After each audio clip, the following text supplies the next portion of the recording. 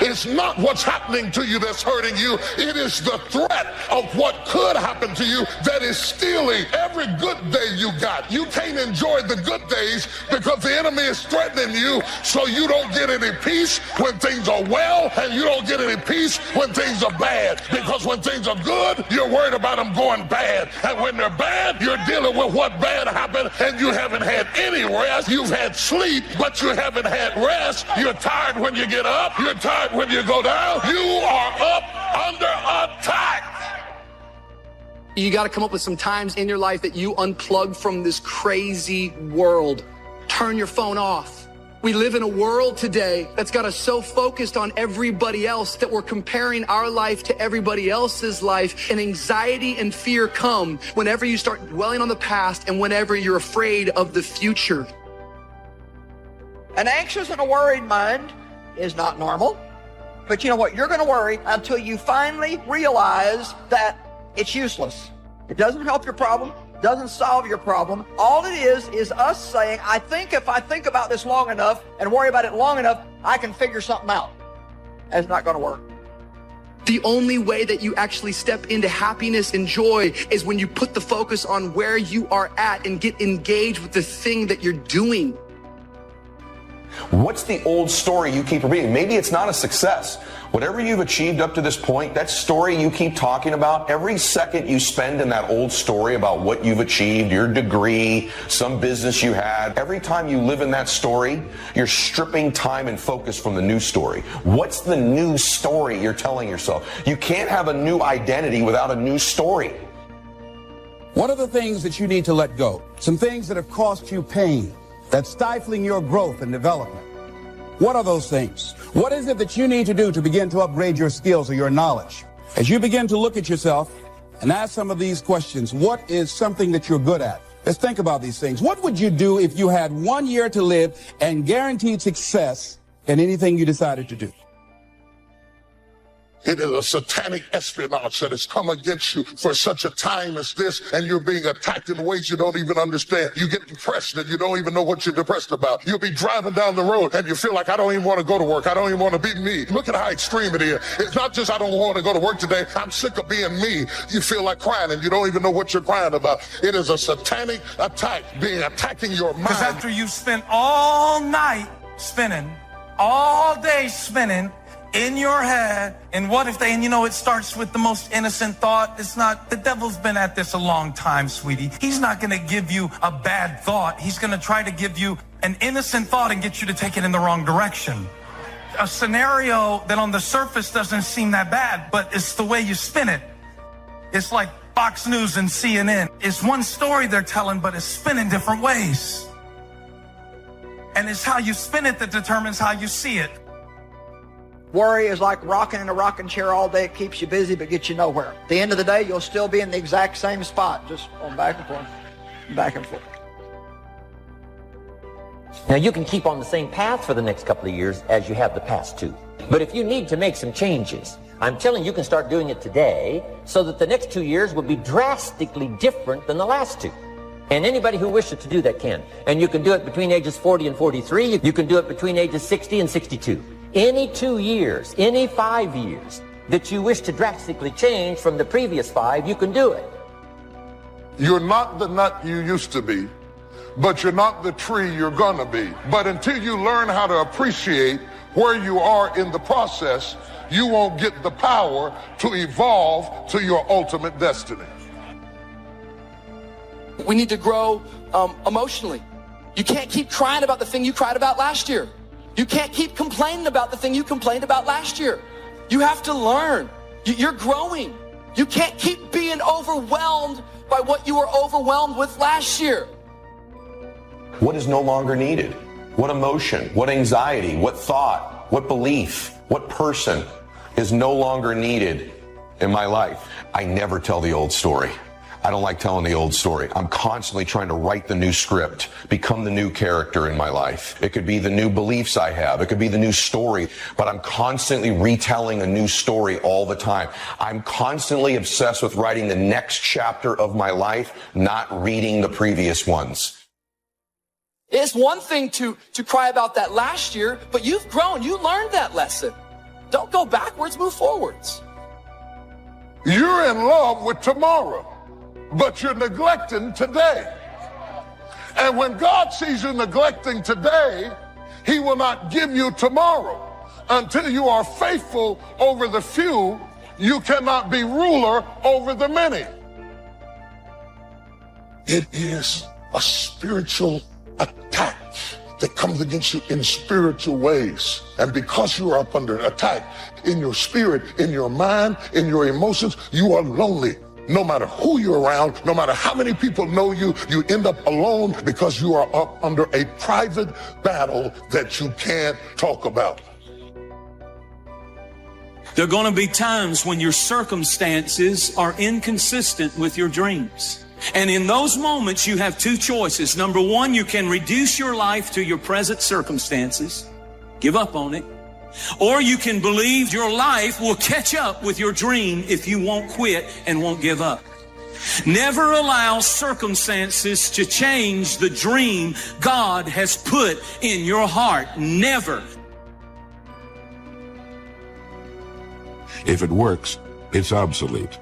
Because whatever it is, it will be obsolete before long. Now, this is something I think each of us should check ourselves against regularly, weekly, if not daily. We should ask ourselves, what am I still doing the old way? Have I dug myself a rut or two that I'd be better off to climb out of? Just take maybe 2 or 3 minutes and ask yourself, what do I need to do today to challenge me, to reach my potential, fulfill my strengths and the purpose that I have in my life? If you challenge yourself and follow through on it, it'll be the greatest challenge and give you the highest return of any challenge that you'll ever receive. You must prepare for success, even if there is no indication of it. You must prepare for success, even if you have become accustomed to failure. Take the time to prepare, and prepare hard. The greatest value in life is not a bank account. The greatest value in life is not a car. The greatest value in life is this: make a note, living a good life. In the midst of all of our achieving and building and growing, helping other people, being a part of society and the country and the world, being all of this stuff, here's what you must figure out all of your life: how to continually live a good life. You know there's something in you. I know something about you. And there's something in you saying, I want more. I want more. I want to be happy. I want to fall in love again. I want to do more than where I am right now. You never know. This might be the day. Most people will not challenge the unknown. They won't just step out there. See, there's certain things that's got to be in place. They got to see it all together. And life isn't like that. That's not how you grow. So as you look at your life, as you begin to look toward the future, you're saying, I'm not getting what I want. Begin to know that whatever it takes for you to create that, you got that in you. You got that. Identify your gift and get busy with it. God gave all of you a gift. It is the thing that you do the absolute best with the least amount of effort. That's your gift. Get busy at that. He put that gift inside of you. He didn't hide it under a rock or put it under the mountain or put it on the mountain somewhere. He put the gift in you. That's how you become successful. Identify your God-given gift, what he gave you at birth, and get busy with it. Now, some of you that said, you know what? I'm taking a chance on me. I'm going to build something for me. This is the entrepreneur's economy. Don't give up on that. Hold that vision tenaciously. Through all the frustrations, through all the failures, I built my business on rejections, on who do you think you are? When you look at your life and start asking yourself a question, what does my life look like right now? What does it look like something I want to be in? Ask yourself that. What does your life... Tonight, I don't know where you're at on this journey. And I don't know what life looks like for you right now. But I know this. If you're ever going to be who God's called you to be, it's going to require confidence. And if you've lost it, you got to find it. And if you've misplaced it, you got to get it back. You're not the nut you used to be, but you're not the tree you're gonna be. But until you learn how to appreciate where you are in the process, you won't get the power to evolve to your ultimate destiny. When you do discover a cause worth dying for, and you do realize it's worth living for, how many know it's worth giving for, it's worth working for, it's worth sacrificing for? But what I've learned is that if you don't have confidence, you'll never walk out your cause. You're so busy starving the sapling trying to get to the tree that you cancel out the potential of being a tree because you don't feed where you are. You're in love with tomorrow, but you're neglecting today. Until you are faithful over the few, you cannot be ruler over the many. So you need to take your eye off of the tree and water what you got now. You're going to get what you focus on. What you focus on gets larger and larger in your life. It grows. It's like if you look at what's wrong with your life, you can actually get to the point where you just hate your life.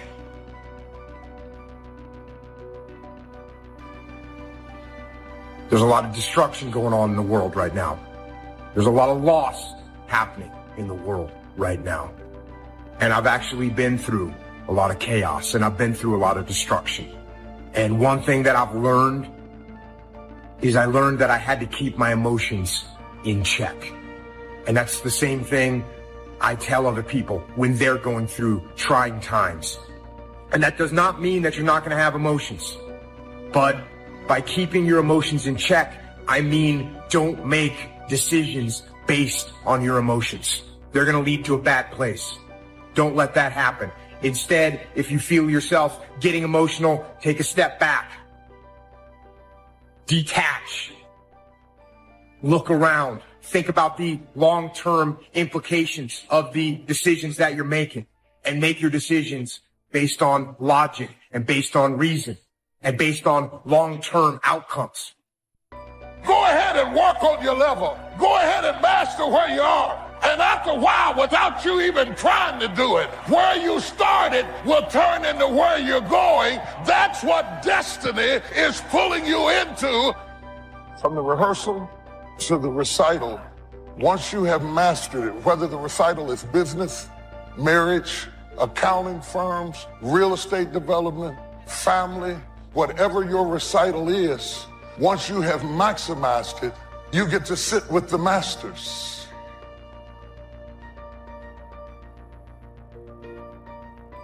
So the key to your life is finding a vision that imposes discipline on you. In essence, vision is the source of discipline. Discipline is the root of leadership. It actually is the very nature that attracts people to you. A disciplined person naturally begins to attract people because people admire discipline in other people. That's why we go to see athletes perform. We really admire their discipline that they put themselves through. If you do the same thing as a person, people will then begin to believe what you say. Your very life of discipline creates trust. People trust a person who they perceive to be disciplined. Ask yourself truthfully, your big goals and dreams, are you really clear on what they are? Because if you don't have that, we can't even get started. You know how mandatory it is to be clear and specific for what you want, right?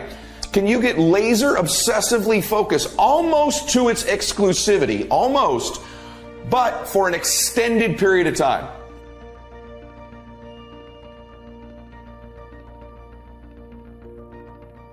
That if you want it, you gotta go get it. Some of y'all got this concept of what you want. You know, some of y'all are motivated by broke. Just wanting to accomplish the things that you want to accomplish. Other folks are motivated by materialistic things. It's a very simple concept. If you want it, you gotta go get it.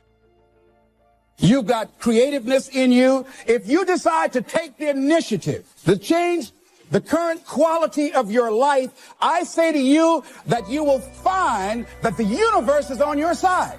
Now, will it be turbulent? Yes. Will it be easy? No.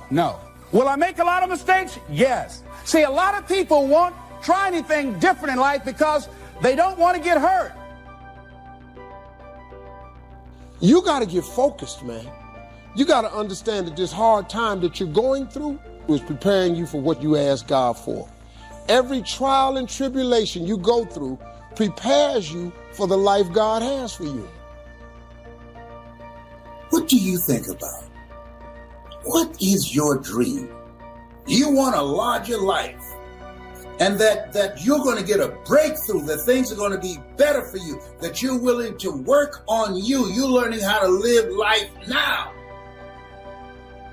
It was my philosophy that changed. The set of the sail of better thinking, correcting the errors of the past and picking up new disciplines for the future. That's all I had to do at the end of the first 6. And my total life changed. The second 6 years was totally different than the first 6 of my working life. If you're stuck in a story. There's a story you're telling yourself that doesn't serve you anymore. And you have to evaluate what that story is. But what you need to do is you need to alter your associations. You need to do something in a short window of time. No question about it. You definitely need to evaluate what is no longer needed and evaluate the story you're telling yourself. What's your philosophy of life? What are your beliefs, things that you feel very strongly about? What are some of the things that you have picked up along the way that you've been doing them for so long you think that they're you, that you need to begin to re-examine them and perhaps get them out of your life? See, a lot of things we're doing, we do unconsciously because we picked it up somewhere in life. If you're weary with smallness and you're tired all the time and you can't focus, what are you going to do with greatness? You're asking for more, and you haven't mastered less. What you do while you are in this world will determine forever where you spend forever. Everything you ever thought you would not make it through, you got past it. Now, if you're currently going through something right now, guess what? You're going to get past that too. It always works that way. You always do. Everything that happens to you in your life, whether it's a trauma, whether it's a disease, whether it's somebody treating you in a certain way, there's a lesson in all of it. No limit people understand the lesson in life and therefore celebrate the lessons.